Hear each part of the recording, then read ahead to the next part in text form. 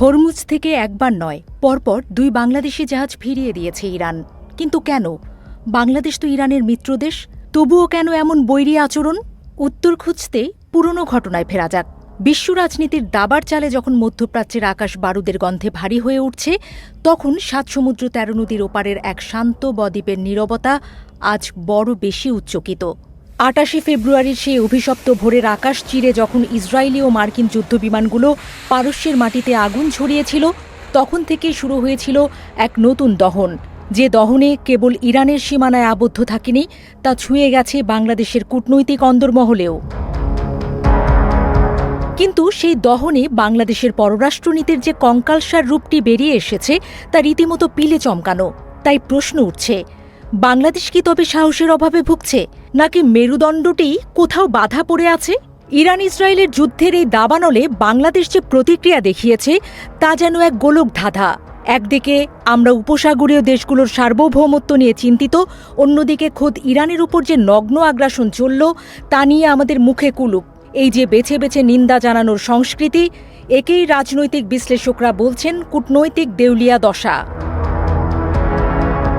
এই যুদ্ধ কেবল দূরদেশের কোনো লড়াই নয়, মানচিত্রের দূরত্ব ঘুচিয়ে দিয়ে ইরান যুদ্ধের আজ এখন বাংলাদেশের সাধারণ মানুষের হেসেলেও পৌঁছে গেছে। বাজার করতে গিয়ে মধ্যবিত্ত বাবা দীর্ঘশ্বাস ফেলছেন, ফলে বুঝতে হবে হরমুজ প্রণালীর সেই অশান্ত ঢেউ বাংলাদেশের থালাতেও আছড়ে পড়ছে। বিশ্বের 1/5 তেলের উৎস যেখানে হুমকির মুখে, সেখানে বাংলাদেশের মতো উন্নয়নশীল দেশের জন্য দিনগুলো যে অমাবস্যার চেয়েও অন্ধকার হতে পারে, তার বলার অপেক্ষা রাখে না। জ্বালানি সংকটে থমকে গেছে চাকা, লোডশেডিংয়ের কবলে অন্ধকারাচ্ছন্ন কলকারখানাগুলো আজ এক নীরব আর্তনাদ হয়ে দাঁড়িয়ে রয়েছে। বাংলাদেশের নীতি নির্ধারকরা একে কৌশলগত অস্পষ্টতা বলে চালানোর চেষ্টা করলেও বাস্তবে এটি আসলে এক প্রকার পক্ষাঘাত। কারো মন যেন ভেঙে না যায়, বড় কোনো শক্তি যেন চটে না যায়, এই ভয়ে এমন এক অদ্ভুত অবস্থানে দাঁড়িয়েছে বাংলাদেশ, যেখানে পায়ের নিচে কোনো শক্ত মাটি নেই। পররাষ্ট্রনীতির মূলমন্ত্র হওয়ার কথা ছিল নীতি ও সাহসের মিশেল, অথচ বাংলাদেশের ক্ষেত্রে তা দাঁড়িয়েছে পরনির্ভরশীলতার এক করুণ মহাকাব্য।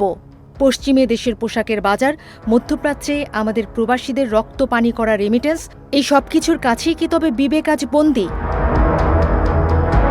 নিরপেক্ষতা মানে কি তবে সব দেখেও না দেখার ভান করা? নিরপেক্ষতা তো হওয়ার কথা ছিল ন্যায়ের পক্ষে অটল থাকা, অথচ আমরা বেছে নিয়েছি নির্বাচনী সতর্কতা, যেখানে আগ্রাসকের নাম নিতেও হাত কাঁপে, কণ্ঠ রুদ্ধ হয়ে আসে। আন্তর্জাতিক সম্পর্কের পণ্ডিতরা বলছেন, ছোট রাষ্ট্রগুলোর সবচেয়ে বড় অস্ত্র হলো তাদের নৈতিক অবস্থান। যখন সেই নৈতিকতার জায়গায় সুবিধাবাদ ভিড় করে, তখন সেই রাষ্ট্র বিশ্ব দরবারে তার গুরুত্ব হারায়। বাংলাদেশ কি আজ সেই গুরুত্ব হারানোর পথেই হাঁটছে? জ্বালানির অভাবে যখন কাজের সময় কমিয়ে দেয়া হচ্ছে, যখন উৎপাদন ব্যাহত হওয়ার আশঙ্কায় বিনিয়োগকারীরা মুখ ফিরিয়ে নিচ্ছেন, তখন কি কেবল শান্তি ও সংলাপের ফাঁকা বুলি দিয়ে পেট ভরবে? কয়লার দিকে ফিরে যাওয়া কিংবা স্বল্পমেয়াদী জোড়াতালি দিয়ে কোনো মতে টিকে থাকার চেষ্টা প্রমাণ করেও ঢাকার কাছে ভবিষ্যতের কোনো স্পষ্ট মানচিত্র নেই। কেবল বর্তমানের আগুন নেভাতে ব্যস্ত, কিন্তু আগুন যাতে না লাগে সেই দেয়াল তোলার সক্ষমতা ঢাকার নেই। বিশ্বজুড়ে যখন নতুন সমীকরণ তৈরি হচ্ছে, তখন চীন, রাশিয়া, আমেরিকার ক্ষমতার লড়াই তুঙ্গে, তখন ওই দ্বিধাগ্রস্ত অবস্থান আমাদের বন্ধুহীন করে তোলার ঝুঁকি বাড়াচ্ছে। কূটনীতি কেবল মিষ্টি কথার ফুলঝুরি নয়, এটি হলো প্রয়োজনের সময় নিজের স্বার্থ ও অবস্থান পরিষ্কার করা। প্রবাসী শ্রমিকদের নিরাপত্তা নিয়ে যে দুশ্চিন্তা, তাও কি যথাযথভাবে সামলানো হচ্ছে? লাখো লাখো মানুষের ভাগ্য যখন মধ্যপ্রাচ্যের বালুচরে অনিশ্চিত হয়ে পড়ছে, তখন আমাদের পররাষ্ট্র দপ্তরকে কেবল বিবৃতির খসড়া লিখতেই ব্যস্ত থাকবে?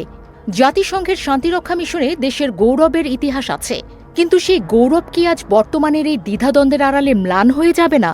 সাহসের অভাব যে কতটা পিছিয়ে দিতে পারে, ইরান যুদ্ধ তা আঙুল দিয়ে দেখিয়ে দিচ্ছে। প্রশ্ন উঠছে, বাংলাদেশ কি তবে চিরকালই এমন প্রতিক্রিয়াশীল হয়ে থাকবে? সংকট আসার আগে কেন প্রস্তুতি নিতে পারবে না? কেন জ্বালানি উৎসগুলো বহুমুখী নয়? কেন আমাদের কূটনীতিতে আত্মবিশ্বাসের চেয়ে শঙ্কা বেশি? ইরান যুদ্ধ হয়তো একদিন শেষ হবে, কিন্তু ঢাকার যে দুর্বলতা বিশ্বের সামনে উন্মোচিত হলো, তার ক্ষত শুকাতে অনেক সময় লাগবে।